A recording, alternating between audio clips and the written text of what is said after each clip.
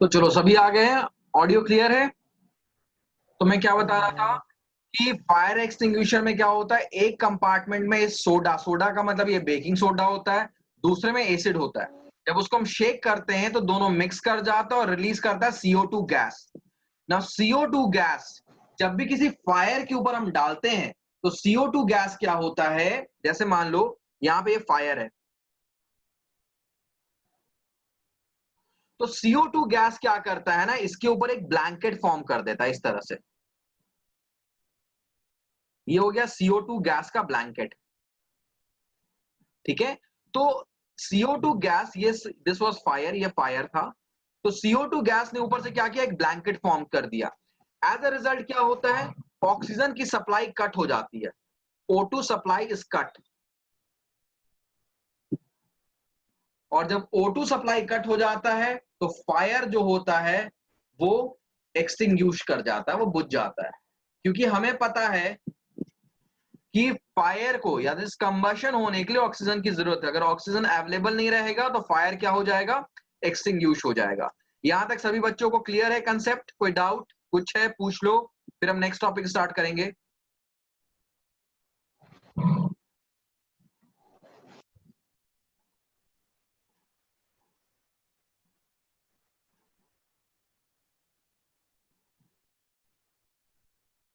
चलो next topic देखते हैं फिर।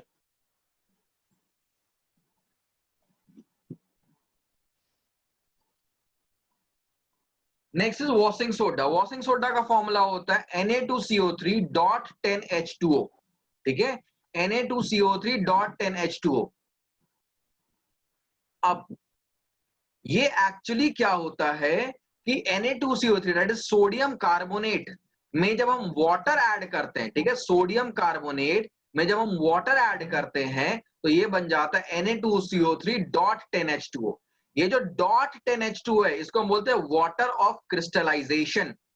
ठीक है, इसे हम बोलते हैं वाटर ऑफ क्रिस्टलाइजेशन। ये क्या होता है समझो, जब भी किसी सॉल्ट में हम वाटर ऐड करते हैं तो वाटर क्या होता है, उसके मॉलिक्यूल्स के अंदर चला जाता है। उसके मॉलिक्यूल्स क्या करते हैं, उस वाटर को एब्जॉर्ब कर लेते हैं और क्रिस्टल्स में तब्दील हो जाता है, क्रिस्टल फॉर्म कर जाता है। ठीक है, किसी भी सॉल्ट में, ठीक है, सिर्फ सोडियम हाइड्रोजन कार्बोनेट ये सभी क्या सॉल्ट है, तो किसी भी सॉल्ट में जब हम वाटर ऐड करते हैं तो वो सॉल्ट क्या करता है, उस वाटर को एब्जॉर्ब कर लेता है और क्रिस्टल में कन्वर्ट हो जाता है। तो हम बोलते हैं कि वो बन गया है वाटर ऑफ क्रिस्टलाइजेशन। ठीक है, इसके बारे में आगे अभी हम पढ़ेंगे, एक टॉपिक है हमारे पास वाटर ऑफ क्रिस्टलाइजेशन, उसमें डिटेल से पढ़ेंगे। फिलहाल बस याद रखो ये .10H2O जो that is called water of crystallisation. इसमें ज्यादा कुछ नहीं पूछा जाता है। इसके यूजेस क्या होते हैं, ग्लास, सोप, पेपर इंडस्ट्री में बोरैक्स मैन्युफैक्चर होता है। बोरैक्स एक तरह का केमिकल होता है which is used in fertilisers, तो बोरैक्स मैन्युफैक्चर होता है। क्लीनिंग पर्पस के लिए यूज होता है और permanent hardness of water remove करने के लिए यूज होता है। डिटेल में इसको हम चैप्टर 4 में पढ़ेंगे जब कार्बन एंड कंपाउंड्स पढ़े होंगे। अभी बस मैं समझा देता हूं हार्ड वाटर का क्या मतलब होता है। हार्ड वाटर का यह मतलब नहीं होता कि पानी जमा हुआ होता है, ठीक है, ऐसा नहीं कि वो आइस होता है। हार्ड वाटर का यह मतलब होता है कि वाटर में कुछ आयंस प्रेजेंट होते हैं। ठीक है, presence of ions like calcium makes water hard। Hard का क्या मतलब है ये समझो। हार्ड का ये मतलब है कि it does not allows soaps to clean। Hard water को हम बोलते हैं खारा पानी। ठीक है, जनरली घरों में जो टैप वाटर आ रहा होता है वो हार्ड वाटर होता है। उसमें क्या होता है, कैल्शियम आयंस प्रेजेंट होते हैं। कैल्शियम आयन के प्रेजेंट होने से दिक्कत क्या होती है कि जब उसको हम वॉशिंग पर्पस के लिए यूज करते हैं तो वहां पे a large amount of soap is wasted. ठीक है, क्लीन एफिशिएंटली लिख लो। बहुत ज्यादा अमाउंट ऑफ सोप क्या होता है, वेस्ट हो जाता है। तो इसलिए हम सोप ना यूज करके डिटर्जेंट्स यूज करते हैं। तो अगर हार्ड वाटर मुंह में चला गया ना तो ये बड़ा ही अजीब सा टेस्ट होता है इसका, ठीक है, खारा सा टेस्ट हम इसको बोलते हैं, बहुत अजीब सा टेस्ट होता है इसका। सो इस जब हमें ड्रिंकिंग वाटर सप्लाई किया जाता है तो इस वाटर के हार्डनेस को रिमूव करना होता है, वो वॉशिंग सोडा से रिमूव होता है, ठीक है। Hardness of water more detail में हम चैप्टर 4 में पढ़ेंगे। इस चैप्टर में तुमसे ज्यादा पूछा भी नहीं जाएगा, ठीक है। इस चैप्टर में ये नहीं पूछा जाएगा कि what is hard water, hardness of water क्या होता है, ये तुम्हें समझाने के लिए मैंने बस बता दिया है। हार्ड वाटर का बस ये मतलब होता है कि उसमें कुछ स्पेशल टाइप के आयंस होते हैं, that is calcium ions, magnesium ions, ये होते हैं। इससे क्या होता है, वाटर में सोप की सॉल्युबिलिटी घट जाती है, ठीक है। तो सोप वेस्ट हो जाता है बहुत ज्यादा, क्लीनिंग इफेक्ट, सफाई अच्छे से नहीं हो पाता कपड़ों की, तो that's why it is called hard water. तो हार्ड वाटर के हार्डनेस को रिमूव करने के लिए भी वॉशिंग सोडा का इस्तेमाल किया जाता है। बस इतना ही अभी फिलहाल ध्यान रखो। जैसे मैंने बताया, जब हम चैप्टर 4 पढ़ रहे होंगे कार्बन एंड कंपाउंड्स, वहां पे इसको हम डिटेल में डिस्कस करेंगे।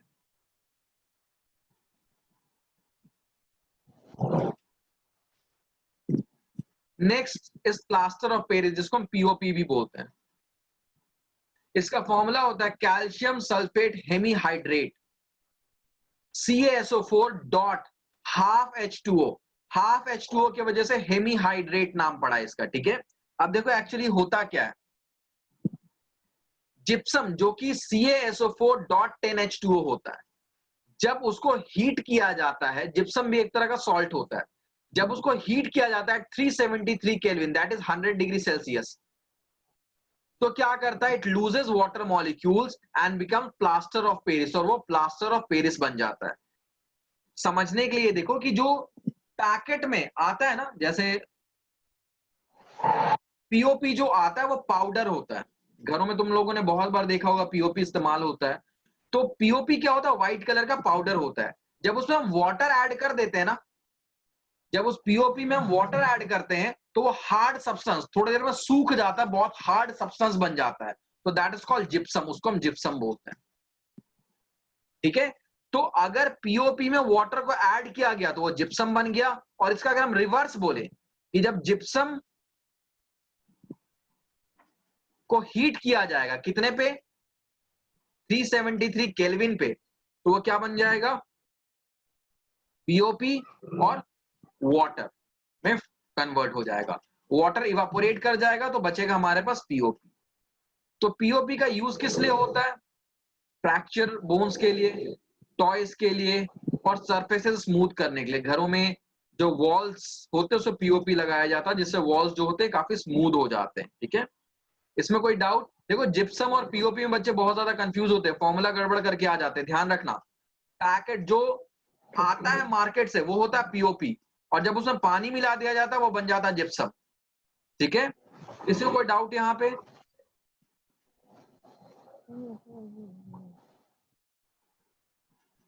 किसी को कोई डाउट है?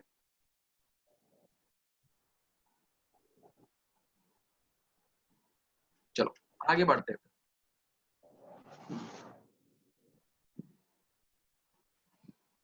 ये वाटर ऑफ क्रिस्टलाइजेशन क्या होता है, जैसे मैंने बताया कि जब भी किसी, देखो यहाँ पे एक डायग्राम से समझते हैं, ये जो है ना, ये हमारे पास है कॉपर सल्फेट,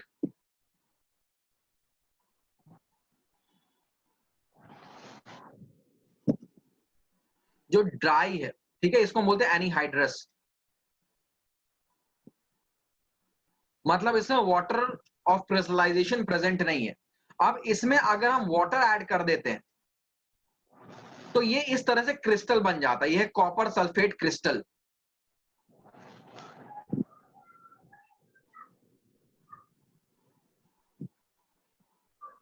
इसको बोलते हैं हाइड्रेटेड, हाइड्रेटेड कॉपर सल्फेट भी बोल सकते हैं इसको, it is also called hydrated copper sulphate. तो जब जैसे कॉपर सल्फेट व्हाइट कलर का है, ठीक है, जनरली हर एक सॉल्ट का कलर व्हाइट होता है, सभी सॉल्ट का पाउडर्ड फॉर्म में कलर क्या होता है, व्हाइट होता है। जब उसमें वाटर ऐड करते हैं तो वो क्या बन जाता है, क्रिस्टल में कन्वर्ट हो जाता है, क्योंकि उसके मॉलिक्यूल, सॉल्ट के जो मॉलिक्यूल होते हैं वो वाटर को एब्जॉर्ब कर देते हैं, ठीक है, वाटर को एब्जॉर्ब कर लेते हैं और क्या करते हैं, वो क्रिस्टल्स में फॉर्म कर जाते हैं। तो जब वो क्रिस्टल फॉर्म करते हैं तो उस केस में वो एक कैरेक्टरिस्टिक कलर शो करते हैं, जैसे कॉपर सल्फेट का क्रिस्टल ब्लू कलर का होता है, आयरन सल्फेट का ग्रीन कलर का होता है। वैसे अलग अलग जो क्रिस्टल्स होते हैं उनके अलग अलग अपने कलर होते हैं, ठीक है। ऐसा नहीं कि मैंने कॉपर सल्फेट का क्रिस्टल बनाया तो ब्लू बना, किसी और कोई और बनाएगा तो पिंक बनेगा, ऐसा नहीं होगा। कॉपर सल्फेट पूरी दुनिया में कहीं भी चले जाओ, उसमें वाटर ऐड करोगे वो हमेशा ब्लू रंग के क्रिस्टल्स में कन्वर्ट हो जाएगा, ठीक है। तो कोई भी सॉल्ट का जो पाउडर्ड फॉर्म में कलर होता है वो होता है व्हाइट, बट जब उसमें हम वाटर ऐड करते हैं तो वो क्या बन जाता है, क्रिस्टल्स हो जाता है। इसी क्रिस्टल को दोबारा अगर हम हीट करेंगे तो बन जाएगा ये एनीहाइड्रस, दैट इज व्हाइट कलर का कंपाउंड बन जाएगा, ठीक है। तो अगर कभी क्वेश्चन आए कि what happens when salt crystals are heated, तो सिंपल सा आंसर है it will convert into powdered form, it will lose its water of crystallisation and the colour will become white, वो कलर जो हो जाएगा व्हाइट हो जाएगा, ठीक है। एक बात ध्यान रखना, कॉपर सल्फेट पाउडर ने वाटर को जब एब्जॉर्ब किया तो वो वेट नहीं होता, गीला नहीं होता, ऐसा नहीं कि वो गीला गीला रहेगा, क्योंकि वाटर जो है वो उसके मॉलिक्यूल्स के अंदर जा चुका है। तो दैट्स वाई जो क्रिस्टल्स होते हैं ऐसा नहीं कि वो गीले होते हैं, दे आर नॉट वेट, वो ड्राई ही होते हैं, ठीक है। उनको छूने से वो ड्राई ड्राई ही लगेंगे। एग्जाम में क्वेश्चन आता है कि does the water of crystallization makes it wet, तो the answer is no, because the water of crystallization is present inside the molecules of the salt, so it does not make the salt wet, वो salt को wet नहीं करता है, ठीक है। तो detail में देखते हैं what is water of crystallization, it is a fixed number of water molecule। जैसे देखो यहां पे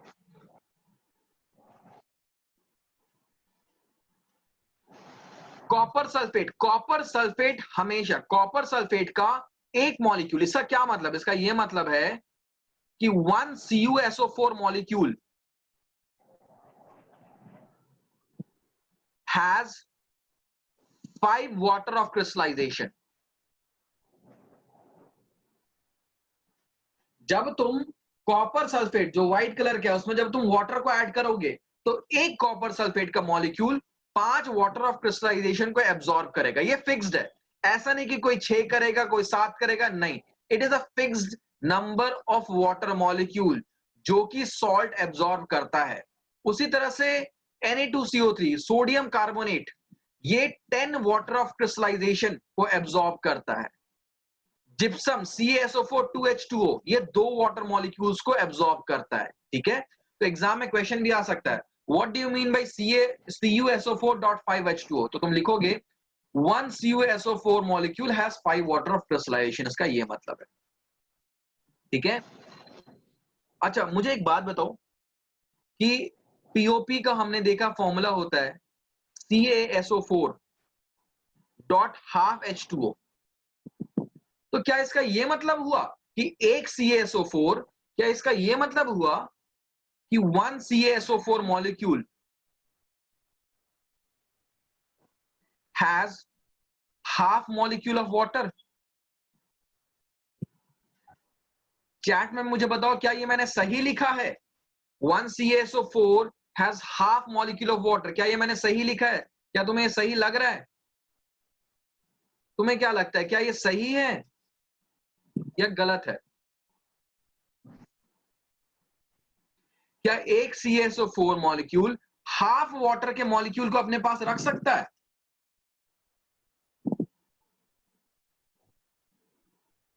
बताओ भाई, सभी बताओ, एक आइडिया दो कि तुम्हें क्या लगता है, तुम क्या सोच रहे हो, क्या ऐसा हो सकता है या नहीं हो सकता है? एक्सप्लेन तो मैं करूंगा ही, मैं जानना चाहता हूं तुम क्या सोच रहे हो, क्या ये हो सकता है, इज इट पॉसिबल और इज इट नॉट पॉसिबल? देखो, इट इज नॉट पॉसिबल। क्यों नहीं पॉसिबल है? क्योंकि मॉलिक्यूल जो होता है ना वो सबसे छोटा, molecule is the smallest part of a substance which is capable of independent existence। ये ध्यान रखो, ठीक है। कोई भी सब्सटेंस का जो स्मॉलेस्ट पार्ट होता है दैट इज कॉल्ड मॉलिक्यूल। अब तुम बोलोगे सर एटम भी तो स्मॉलेस्ट होता है, हाँ जी भाई, एटम भी स्मॉलेस्ट होता है, but atom is not capable of independent existence. किसी सब्सटेंस का एटम इंडिपेंडेंटली एग्जिस्ट कर भी सकता है, नहीं भी कर सकता है, ठीक है। जैसे कि मैं बता रहा हूं, अगर हम बात करें किसी भी हाइड्रोजन की बात करें तो क्या हाइड्रोजन एक एटम के फॉर्म में एग्जिस्ट करता है? नहीं, 9th में सबने पढ़ा हुआ है ये, ठीक है। हाइड्रोजन H2 के फॉर्म में एग्जिस्ट करता है, क्लोरीन Cl2 के फॉर्म में एग्जिस्ट करता है। तो जो कोई भी एलिमेंट होता है, ठीक है, वो क्या करता है, जो इंडिपेंडेंटली एग्जिस्ट करता है वो मॉलिक्यूल के फॉर्म में एग्जिस्ट करता है। तो जो वाटर है, ठीक है, वो क्या है, it is the smallest, water का एक मॉलिक्यूल क्या है, स्मॉलेस्ट पार्ट है, उसको तोड़ा नहीं, it can not be broken, half half में नहीं टूट सकता, ठीक है। तो 1 CaSO4 can not have half molecule of water. तो तुम बोलोगे कि सर अगर ऐसा नहीं है तो इस फॉर्मूले का क्या मतलब है, CaSO4 हाफ H2O? तो भाई इसका ये मतलब है, इसका ये मतलब होता है बच्चों कि 1 वाटर मॉलिक्यूल, या फिर इसको मैं ऐसे लिखता हूं,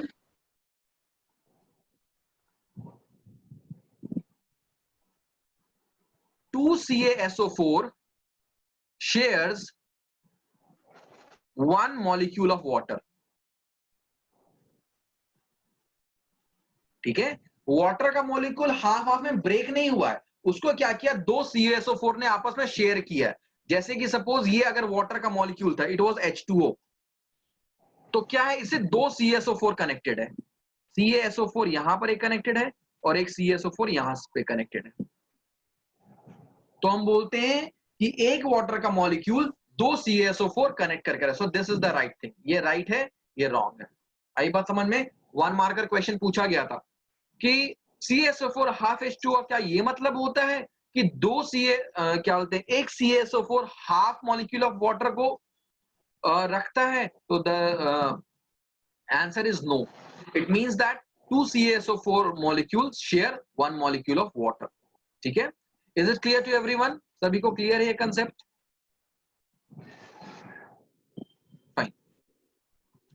तो इसके नीचे मैंने यही जो पढ़ाया वो लिखा है कि the presence of water of crystallisation does not make the compound wet but it imparts a characteristic colour to the crystal. Crystal के पास एक कैरेक्टरिस्टिक कलर होता है, मतलब उस सब्सटेंस के क्रिस्टल के पास सिर्फ वही एक कलर हो सकता है, कोई दूसरा कलर नहीं हो सकता। जैसे कि कॉपर सल्फेट जो है वो ब्लू कलर के होते हैं, आयरन सल्फेट ग्रीन कलर का होता है, एंड सो ऑन, ठीक है। तो ये हमारा इस चैप्टर का लास्ट टॉपिक था। अब तुम्हारा काम क्या है, चैप्टर के इंटेक्स्ट को सॉल्व करना है और चैप्टर के एक्सरसाइज को सॉल्व करना है। खुद से सॉल्व करोगे तो समझ में आएगा क्या समझ, इस पूरे चैप्टर में क्या डाउट है, क्या डाउट नहीं है। जो हमारा नेक्स्ट क्लास होगा, ठीक है, उसमें मैं इस चैप्टर के इंटेक्स और एक्सरसाइज के डाउट्स को देखूंगा, बट उसके पहले you have to solve them by yourself, ठीक है, खुद से एक बार ट्राई कर लेना है। Any doubt in today's class? Fine. So with this, our class comes to an end. By tonight, you will get the PDF of the class lectures. Okay? So you can leave the session now.